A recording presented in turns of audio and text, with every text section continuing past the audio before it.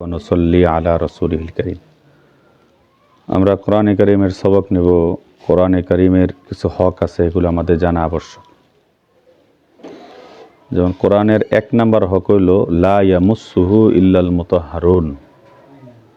কোরআন নিজে বলতেছে কেউ যাতে কোরআনকে অপবিত্র অবস্থায় স্পর্শ না করে। তাহলে কোরআন যখনই তোমরা ধরবা পবিত্র অবস্থায় ধরতে হবে। কি অবস্থায়? পবিত্র অবস্থায়, ওযুর সাথে। কাপড় পাক রাখা, শরীর পাক রাখা এবং পবিত্র অবস্থায় কোরআন কি করতে হবে? ধরতে হবে। কোরআনের আরেকটা হক হইল কোরআনকে আজমত করতে হবে, মহাব্বত করতে হবে, ভালোবাসতে হবে। অন্তরের মধ্যে কোরআনের আজমত রাখা, কোরআন বরত্ব রাখা, এটা একটা হক।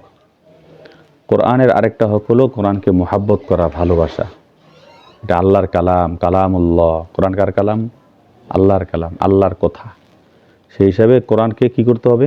মহাব্বত করতে হবে, বরত্ব। কোরআন অনেক বড়, এই বরত্বটা আমাদের অন্তরের মধ্যে রাখতে হবে। কোরআনের একটা হক হলো দৈনিক কোরআনকে তেলাওয়াত করা, কোরআন পড়া, কোরআনকে সহি শুদ্ধভাবে পড়া, সহি শুদ্ধ পড়ার জন্য চেষ্টা করা।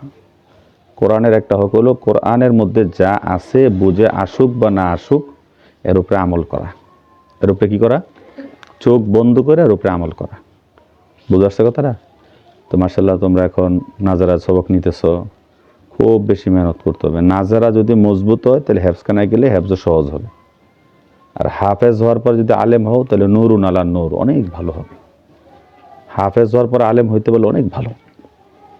আর ভালো হাফেজ হওয়ার জন্য শর্ত হলো নাজারা তোমার মজবুত হওয়া। এই জন্য নাজারা খুব মজবুত করে পড়া।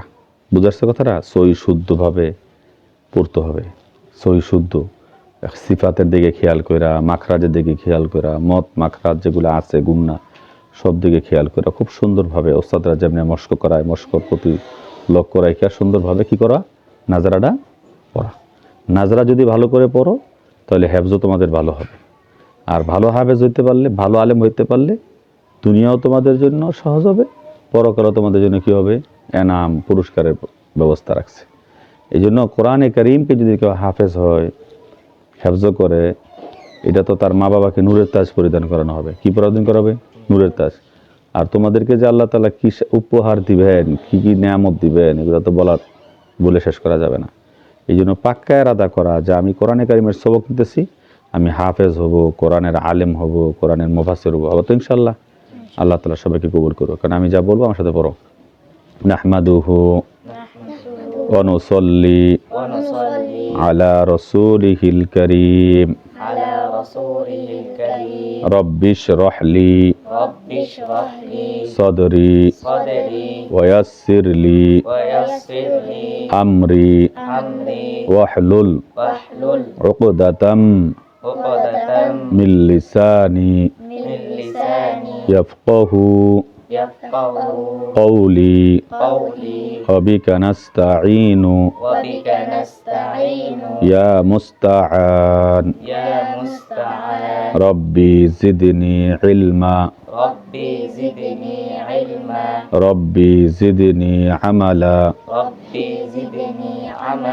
سبحانك لا علم لنا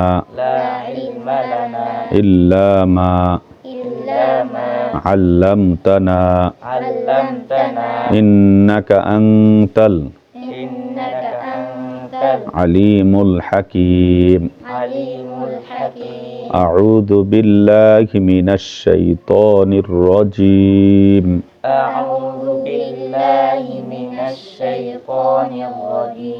بسم